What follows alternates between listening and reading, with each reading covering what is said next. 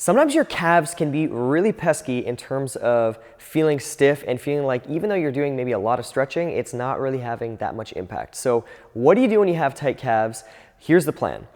The number one tip that I have is consistency. You have got to be on these puppies multiple times per day, otherwise you're probably not going to see that much change. I don't know why it is, but it seems like for myself and a lot of other clients that I've worked with, the calves can be really resistant to stretching and loosening up. Maybe it's because we're on our feet all day, who knows. But in order to actually see some change there, you have got to be stretching and doing some massage and some techniques that I'm going to show you in this video throughout the day.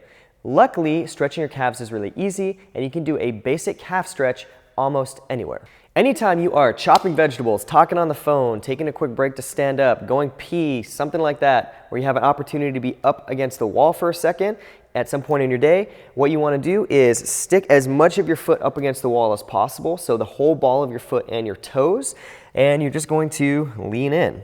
Pretty simple. This is just our basic kind of everyday calf stretch. You're going to hang out there for 45 seconds, a minute, do both sides, and boom, you can do that tons and tons of times throughout the day, and that's going to start the process of loosening those guys up. I also recommend doing some self-massage about every day or every other day. What I really like using the buffer, which is just a car buffer.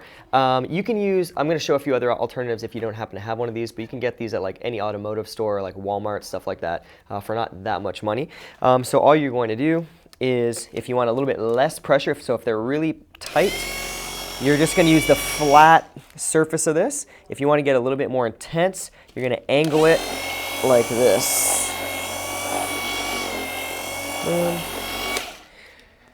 So you're going to just do that for a few minutes a day. It's super simple, doesn't take any effort. You can be watching TV during the commercials, you just whip this out. Now, one thing, whether you're using this or any other massage technique, when you're going over an area that's pretty tense already, less is more to start. What you don't want to do is go too intense, which is going to almost cause that muscle to like reactively tense up even more because it's too much going on.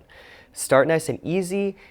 Gradually go into it, and over the course of several days or a week, you can start getting a little bit more pressure and a little bit more pressure. But remember, the purpose is to make this muscle relax and let go. So if you're doing something that's causing you to tense up, that is having the opposite effect. If you don't have a car buffer or you just want to get in a little bit deeper, you can use lots of other techniques of massaging. If you have a barbell or a kettlebell or something like this, you just stick your foot on top of that, put a little bit of weight down. If you want some extra weight, put your other foot on top, and you can either just kind of roll side to side like this, start at your Achilles and gradually work your way up toward the, just below the knee. Or you can do little foot circles like this as well. Either one of those techniques works great. If you don't have that, you can grab a foam roller or a little piece of pipe or something like that, and you can do the exact same thing on there. And if you don't have any of that, just grab a little bit of your favorite lotion and just start working your thumbs into that muscle. It's not rocket science. You don't need a degree in massage therapy.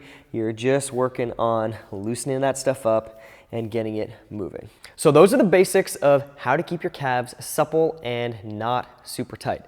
I'm going to link to an article below that's going to cover some more techniques that you can use, some specific things you can do in your warm-up prior to different activities, and some other techniques that you can kind of use throughout the day just to take this to the next level. But hopefully this video gave you just a starting point, an entry point, and again, the number one thing is consistency. You've got to be doing this lots of times per day, get lots and lots of touches on it, otherwise you can expect to have virtually no change.